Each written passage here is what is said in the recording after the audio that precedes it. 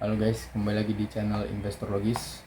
Kali ini saya akan cerita sedikit pengalaman tentang apa yang saya pelajari selama 2,5 tahun berinvestasi di pasar modal Indonesia, investasi saham ya.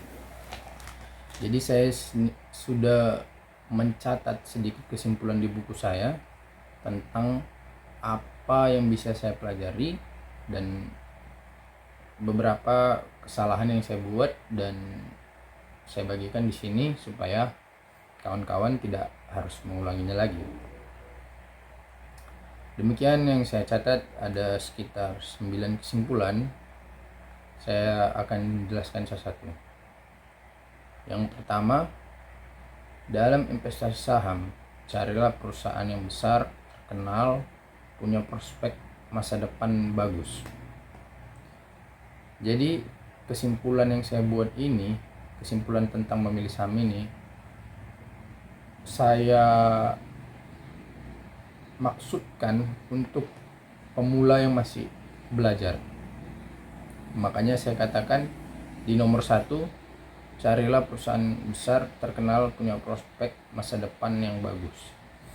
Jadi kenapa saya bilang perusahaan besar, terkenal, dan punya prospek masa depan yang bagus? Ini untuk mencegah setidaknya kerugian besar yang dialami oleh investor pemula. Kenapa? Karena kalau perusahaan itu besar, terkenal, dan punya prospek masa depan yang bagus, kalaupun sahamnya fluktuatif, pasti dia nggak jatuh-jatuh kali harganya dalam situasi normal ya. Kecuali kalau tiba-tiba ada kayak pandemi COVID kemarin, ya itu semua saham hancur gitu. Mau yang bagus mau yang nggak, hancur semua. Tapi yang bagus, yang besar, yang terkenal itu biasanya nggak hancur-hancur kali gitu, karena volatilitas jual dan belinya masih tinggi. Jadi contohnya seperti apa perusahaan besar terkenal punya prospek masa depan yang bagus ini? Ya contohnya saham-saham blue chip seperti Bank BCA, Telkom gitu ya, menurut saya. Karena dia udah jelas model bisnisnya, mudah dipahami dia. Kalau misalnya Bank BCA, siapa yang nggak tahu Bank BCA di sini kan? Hampir di seluruh Indonesia ini udah ada Bank BCA. Mau ATM, mau cabangnya, terkenal. Kenapa? Karena pelayanannya bagus. Ya harus kita akui, saham BCA mungkin sampai saat ini adalah Bank BCA mungkin sampai saat ini adalah bank dengan pelayanan terbaik di Indonesia. Punya prospek masa depan yang bagus, jelas. Karena terlihat dari ketahanan track record labanya.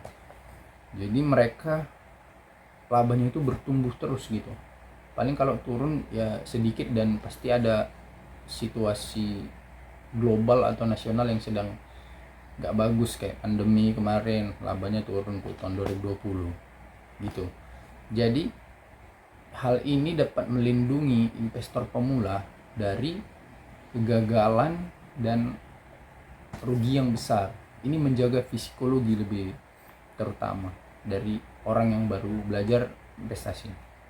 Kalau yang udah ahli ya suka-suka dia aja, mau perusahaan yang besar kecil itu kan dia udah based on analisis, dia berdasarkan analisis sudah.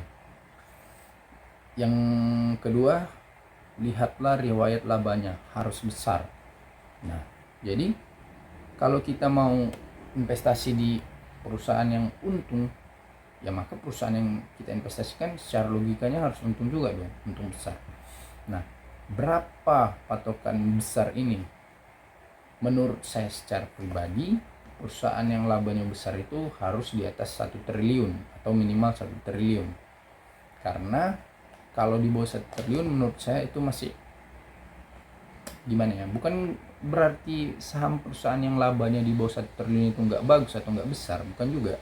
Tapi menurut saya laba yang besar itu, patokan saya secara pribadi itu 1 triliun. Karena kalau labanya 1 triliun pasti itu udah perusahaan yang besar dan manajemennya bagus. Tuh, menurut saya. Yang ketiga, ketika harga perusahaan jatuh, PER atau PBV-nya 0,5 atau pernya 5 kali atau di bawah 10 kali, bantai all in aja, pasti itu saham bagus. Nah ini saya catat ya berdasarkan pengalaman saya pribadi ya, karena saya seorang value investor, jadi berinvestasi berdasarkan nilai intrinsik perusahaan, valuasinya. Kalau pernya udah di bawah 10 kali, PBV-nya di bawah 1 kali, 0,5 atau 0,5 ke bawah, itu kemungkinan ruginya kecil karena kita sudah diamankan oleh margin of safety. Margin of safety itu apa? Selisih harga wajar saham dari harga jualnya saat itu. Misalnya harga wajarnya sudah kita hitung 1000, harga di pasar diperdagangkan 500, ya itu kan PBV-nya 0,5, artinya ada jarak 500 untuk dia balik ke harga wajarnya. Jadi itulah yang melindungi ketidaktahuan kita akan sesuatu yang lain. Contoh, ada hal yang buruk terjadi dari saham ini, isu-isu yang buruk, kita masih punya bumper margin of safety itu, kalaupun dia turun pasti nggak jauh-jauh kali dari 500 gitu maksudnya. Gimana cara hitung valuasi ya nanti belajar lagi lah gitu. Yang keempat, kalau perusahaan bagi dividen, walaupun dividennya standar 4-5% itu sudah oke.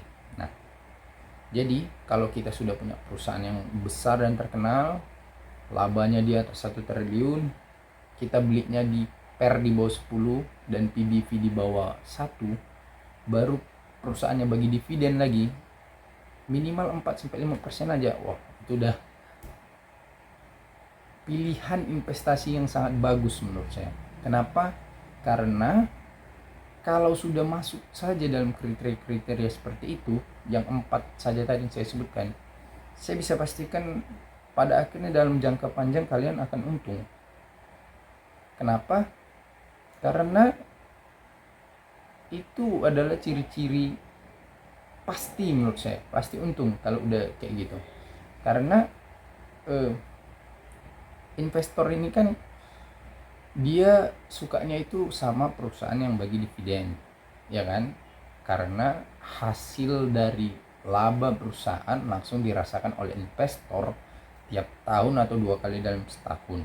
Nah, kalau kita asumsikan inflasi Indonesia itu 4-5% per tahun, minimal dividen itu mampu membatalkan inflasi dari uang kita tiap tahun kan. Apalagi kalau dividennya di atas 4-5%. Wah, udah hantam aja guys. Jangan tanya lagi kalau udah kayak gitu. Contohnya kayak kemarin saya beli saham BNGA, Bank CIMB Niaga. Saya beli di harga 1000, ya kan? Waktu itu PBV-nya kalau nggak salah 0,6 atau 0,58 gitu kan. Nah, pernya di bawah 10. Ratio-nya 7 atau 8 kali lah pada saat itu. Ya udah, saya lihat riwayat labanya bagus. 1 triliun, 2 triliun, 3 triliun. Dividen yieldnya rata-ratanya 8-9%. Price earning ratio di bawah 10, PBV di bawah 1. Wah, udah selesai, hantam terus, gak ada cerita. Apalagi itu bank yang termasuk bank terbesar juga di Indonesia, masuk dalam 5 bank terbesar di Indonesia saya pikir dari jumlah aset. Ya udah saya hantam. Rupanya benar kan, sekarang harga sahamnya udah di 1.600-an, tapi gobloknya saya udah jual di 1.300-an. Jadi untung sekitar 30%. Ya udah gitu. Padahal udah saya hitung juga harga wajar saham Bank CIMB Niaga itu di 1.700. Cuman ya itu tadi lah, namanya kita investor pemula ya kan, yang masih belajar. Jadi kita nengok, lihat laba itu yang segitu, lihat keuntungan gain yang segitu itu, langsung pengen take profit, jual supaya dapat untung. Ya gitulah pengalaman. Yang kelima, investasilah di perusahaan yang PE ratio dan PBV-nya rendah, riwayat laba bagus tapi tidak bagi dividen, gak apa-apa, itu akan menguntungkan dalam jangka panjang.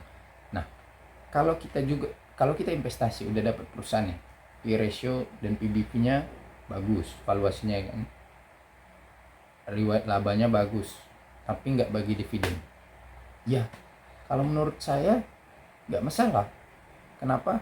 Karena dividen itu kalau dibagikan, perusahaan memang bakal tetap punya laba ditahan, tapi kecil. Kalau misalnya dia nggak bagi dividen, uangnya ini kan ditahan sama perusahaan. Nah, kemungkinan dia untuk ekspansi ataupun mengembangkan bisnisnya, buka cabang baru lah, investasi di anak perusahaannya lah, tambahkan perangkat kerjanya lah. Jadi itu juga pasti digunakan untuk kebaikan perusahaan itu, untuk pengembangan ke depan. Nah, kalau perusahaannya berkembang ke depan, ekspansinya keras, pasti harga sahamnya bakal melambung tinggi.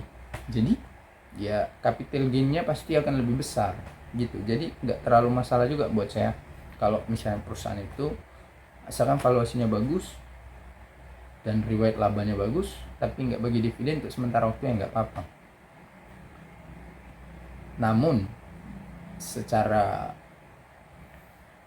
psikologi pasti akan lebih bagus perusahaan yang bagikan dividen, karena setiap tahun investor jadi punya harapan untuk langsung menerima manfaat dari laba perusahaan, kan kayak gitu. Ini tergantung orangnya aja masing-masing. Yang keenam, bisnis perbankan dan pertambangan primadona. Nah, saya udah mengecek data seluruh sektor di IHSG pada saat terjadi pandemi COVID-19 Maret 2020 itu kan saham hancur semua kan. Nah, mana saham yang turn around, yang dari hancur balik ke harga tertingginya itu dan paling banyak menghasilkan keuntungan, itu ada di dua sektor, perbankan dan pertambangan. Itulah kenapa saya bilang di sini bisnis primadona. Karena pertambangan ini maksudnya pertambangan batu bara ya. Batu bara. Kalau kita lihat 2020, contohnya satu saham batu bara, saham ITMG itu sempat di 7 ribuan. Kemudian 2022 akhir, dalam waktu 2 tahun dia harganya 40, tembus di 40 ribu. Bayangkan itu profit berapa persen kalau kita beli di 7 ribu. Kita beli di 8 ribu aja deh. 8 ribu 8 kali 5 40, 500%. Belum lagi dividennya. Dividen ITMG bukan kecil. Dividennya 20%, 30% itu. Bayangkan itu dalam waktu 2 tahun Anda untung 500%. Kalau Anda tabung 100 juta, uang dia 500 juta. Belum lagi ikut dividen. Ya kan? Gila memang. Nah, kalau perbankan, cek aja. Mandiri, BNI, BCA, BRI, itu rata-rata turn around-nya 100% semua. Dari harga jatuh naik, dalam ada juga 2021 akhir yang udah untung 100%. Ada juga di 2022. Belum lagi dividennya. Jadi menurut saya perbankan dan pertambangan ini primadona. Di sektor primadona lah gitu. Yang ketujuh, ide membeli saham IPO adalah pertaruhan besar dan harus dijual dalam jangka pendek. Nah, pasti dari kita di sini ada juga yang berpikir kalau kita ini saham IPO, mau IPO, kita beli, terus pas listing harganya terbang kan, karena banyak yang ngantri beli, terus kita jual di situ. Rata-rata keuntungan 30% sampai 35%.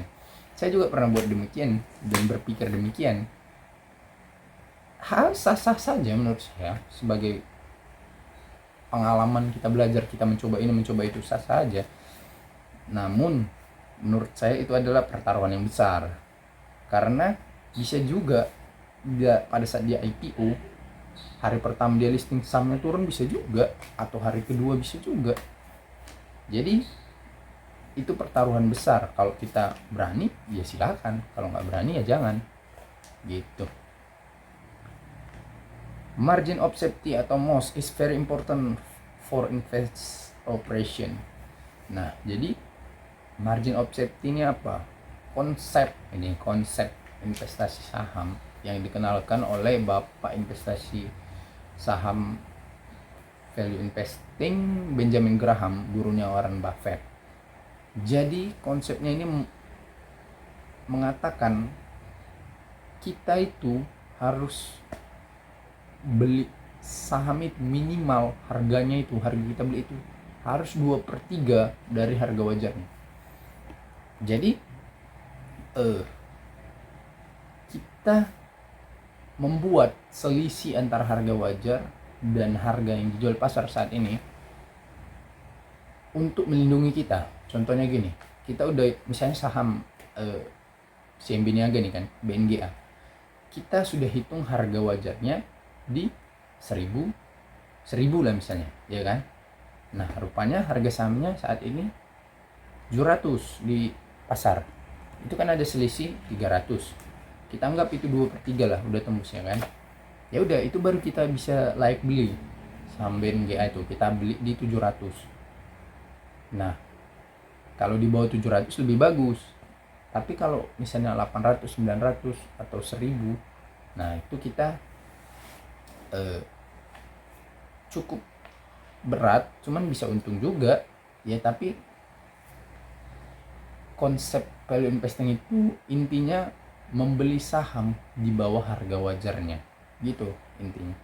Jadi dia konsep sentral value investing itu, kalau kita baca bukunya The Intelligent Investor karya Benjamin Graham bab 20, itu konsep sentralnya margin of safety. Jadi dia berpikir untuk melindungi terlebih dahulu keputusan investasi kita. Jadi melindungi kita dari kejatuhan harga yang cukup besar gitu. 9. Kita untuk waktu membeli saham, bukan menjualnya. Nah, jadi sebetulnya dalam investasi saham kita itu untung pada saat kita membeli, menurut saya, bukan pada saat kita menjual. Karena kalau kita tahu harga yang saham yang sebetulnya ini kita beli ini 1000, tapi kita beli di 500, pada saat kita membeli kita sebetulnya sudah untung. Kenapa? Karena nilai intrinsik perusahaan itu 1000, kita beli di 500, ya kita sudah untung lah. Jadi kita harus tinggal jual aja kan barangnya. Jadi bukan pada saat membeli bukan pada saat menjual kita untung, tapi pada saat membeli. Kalau kita membeli harga saham 1200 padahal kita hitung nilai wajarnya 1000, kita sudah rugi di situ. Kenapa? Karena kita beli di atas harga wajarnya, lebih 200 perak kan. Udah rugi 20%, kita taruh 20%. Karena kan nilai intrinsik itu nilai yang menilai seluruh aset perusahaan. Apabila dijadikan uang, dikurangi semua utang perusahaan sama dengan nilai bersihnya kan gitu. Dibagikanlah sama jumlah saham beredar, dibagikanlah sama semua orang yang megang saham itu. Berapa hasilnya segitulah. Nah jadi itulah 9 hal yang saya catat berdasarkan pengalaman saya pribadi selama hampir 3 tahun berinvestasi di pasar saham. Semoga bermanfaat, dan kalau ada yang kurang silakan kalian tambahkan di kolom komentar supaya kita bisa sama-sama belajar di channel ini. Di channel ini bukan untuk saya menjadi guru buat orang lain, bukan, tapi buat sharing aja, sama-sama belajar. Kan kita bisa ketemu orang yang mengerti sama-sama kita lewat video YouTube ini.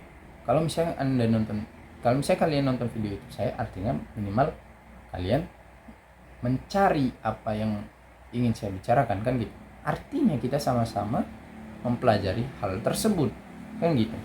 Jadi ya kita pasti bisa diskusi walaupun akan berbeda pendapat. Nggak apa-apa, biasa itu. Pikiran hanya disebut pikiran kalau dipertengkarkan.